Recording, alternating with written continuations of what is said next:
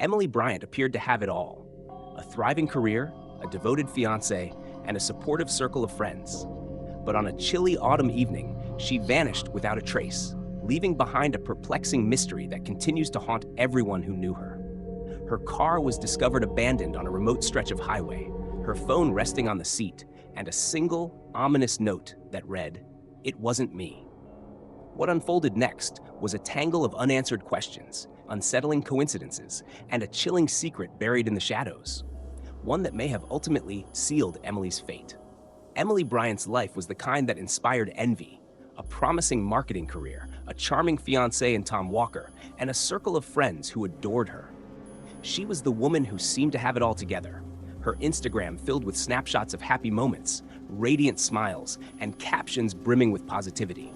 But behind the glossy facade, Emily's perfect life was beginning to crack in ways no one could have foreseen. Subtle at first, her behavior began to shift. Friends noticed how she started arriving late to gatherings.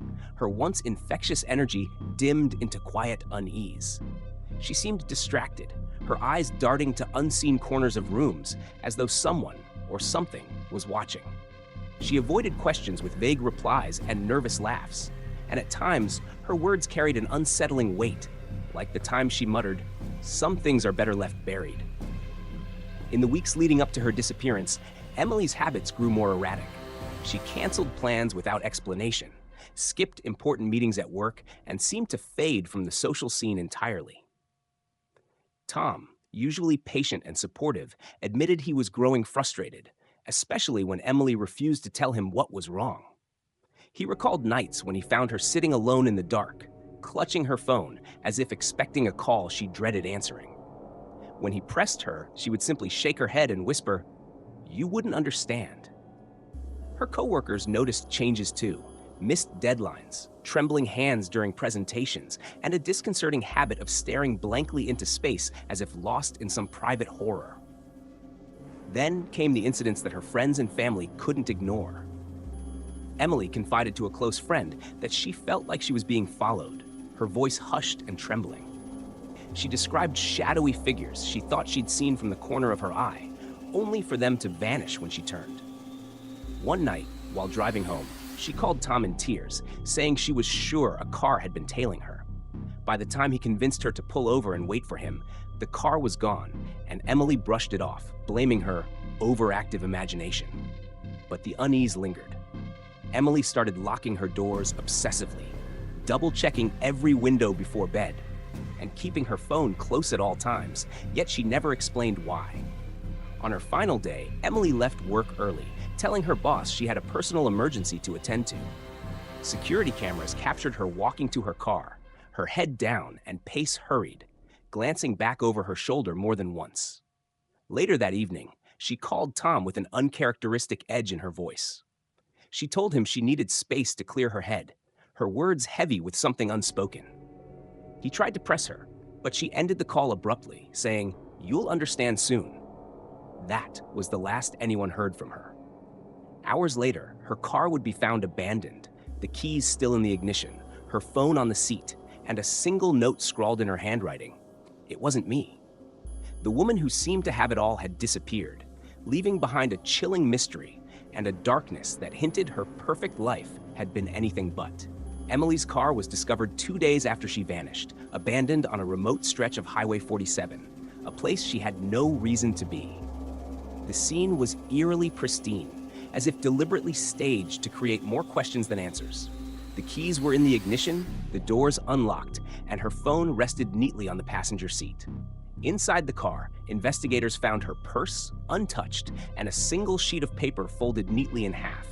The message on it, written in her handwriting, read, "It wasn't me." Those 3 cryptic words sent chills through everyone who saw them. Was it a confession, a warning, or a desperate plea for help? The discovery triggered a massive search, with drones, helicopters, and K9 units combing the dense woods surrounding the highway. But there was no trace of Emily. Surveillance footage from a gas station 3 miles away showed her filling up her car that evening. She looked calm but kept glancing over her shoulder, her unease palpable even in the grainy footage. She paid in cash, something she rarely did, and left quickly, as if she couldn't shake the feeling of being followed. The investigation only deepened the mystery. Emily had no known connection to the area where her car was found, and there were no reports of some suspicious activity nearby that night. The note became the focal point, leading to a frenzy of speculation. Was it a clue left by Emily, or had someone planted it to mislead investigators? Friends and family were interviewed repeatedly, but no one could make sense of it. Tom was distraught, pleading with the media for information and posting daily updates on social media. As days turned into weeks, rumors began to swirl. Some believed Emily had staged her own disappearance, citing the note and her recent behavior. Others were convinced she'd been abducted, the victim of a predator who had meticulously planned every step. A few even whispered about the supernatural, pointing to the unexplained circumstances surrounding her disappearance. The lack of evidence was maddening. Search teams found no footprints, no discarded belongings, no sign of a struggle. Nothing to indicate what had happened after she left her car. It was as if she had stepped out into the night and vanished into thin air. The more investigators dug, the stranger the case became, and every new detail seemed only to deepen the darkness surrounding her disappearance. As the investigation into Emily's disappearance intensified, cracks began to appear in the image of her perfect life. Financial records revealed that, days before she vanished, Emily had withdrawn $10,000 in cash from her bank account, an amount she hadn't mentioned to anyone. This was startling enough, but the real bombshell came when police searched her apartment and uncovered a burner phone hidden in a shoebox in her closet. The phone contained a series of chilling text messages from an unknown number. The messages ranged from cryptic warnings to outright threats. "You can't run from this. It's only a matter of time. I know what you did." Investigators now had more questions than answers. What had Emily done that someone would threaten her so aggressively? And why hadn't she gone to the police for help? Her fiancé Tom became a person of interest when inconsistencies in his alibi came to light. He admitted they had been fighting in the weeks before her disappearance, but he claimed the arguments were about mundane relationship issues, nothing that would explain her erratic behavior. However, when pressed, he let slip that Emily had been hiding something and refused to tell him what it was. Friends corroborated this, recalling times when Emily seemed burdened by a secret she couldn't share. Then there was Lisa, Emily's co-worker, who revealed that Emily had confided in her about something deeply unsettling. Months earlier, Emily had said, "If anyone ever found out about what I did, my life would be over." Lisa assumed it was a dramatic overstatement, but in hindsight, those words carried a chilling significance. As investigators pieced together the fragments of Emily's life, they stumbled upon another shocking revelation. Emily had once been questioned in connection with a hit-and-run accident during her college years. The case had been closed due to lack of evidence, but it raised suspicions that perhaps her past was catching up with her. The pressure mounted, and the investigation took on a more sinister tone. Was Emily the victim? Or had she been running from the consequences of something she'd done long ago? Months passed without any sign of Emily, and hope began to fade, until a private investigator hired by her family uncovered a connection that sent shivers through everyone involved. 12 years earlier, in a different state, a woman named Rachel Ellis had been murdered under mysterious circumstances. What made the case hauntingly relevant was an eerie coincidence. Details of Rachel's death mirrored a fictional story Emily had written in college, a story she had shared with only a handful of classmates. Investigators now had to confront the possibility that Emily wasn't just running from a stalker or fleeing her past. She might have been involved in something far darker. The connection to Rachel's case wasn't the only thread pulling investigators deeper. Emily had lived in 3 towns during the past decade, and in each, a woman had gone missing under circumstances that were strikingly similar to her own. While nothing directly tied Emily to the disappearances, the pattern was too strange to ignore. Then, out of nowhere, Tom received a package in the mail. Inside was a USB drive containing a grainy video. The footage was disturbing. Emily, sitting in a darkened room, her face pale and gaunt. She was visibly terrified, her voice trembling as she whispered, "I didn't do it. Please, you have to believe me.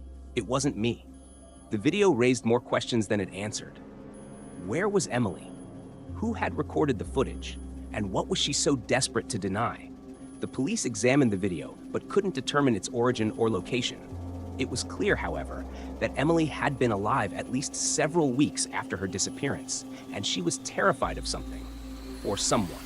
The discoveries made it impossible to tell whether Emily was a victim, a fugitive, or something much darker. Every lead seemed to unravel into more confusion, and the case took on an almost surreal quality, leaving investigators grasping at shadows. The disappearance of Emily Bryant became one of the most chilling, unsolved mysteries of recent years. But the haunting twists didn't end with her vanishing. Months passed, and the case grew colder, yet the fragments left behind painted a picture of a life spiraling into darkness, marked by secrets, threats, and a note that still taunts anyone who dares to look closer. It wasn't me. Investigators exhausted every lead, and theories ranged from abduction to Emily faking her disappearance, to even darker speculations involving murder, both committed by her or against her. But with no body, no suspect, and no definitive answers, the case became a web of questions, each more disturbing than the last.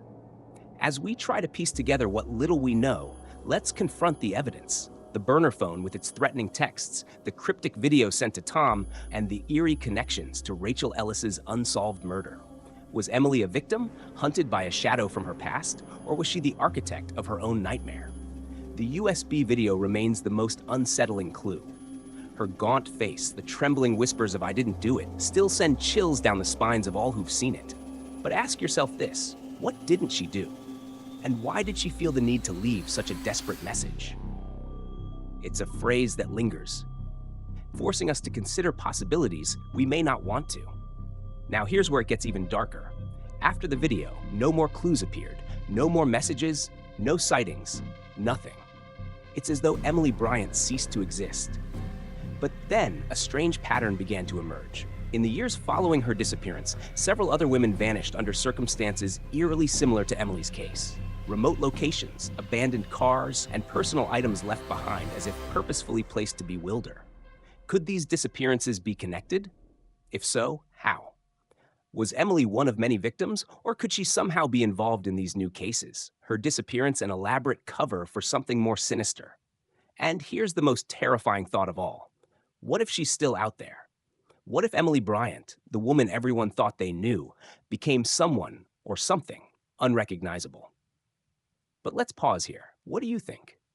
Could a person truly erase themselves so thoroughly and yet leave behind a trail of chaos?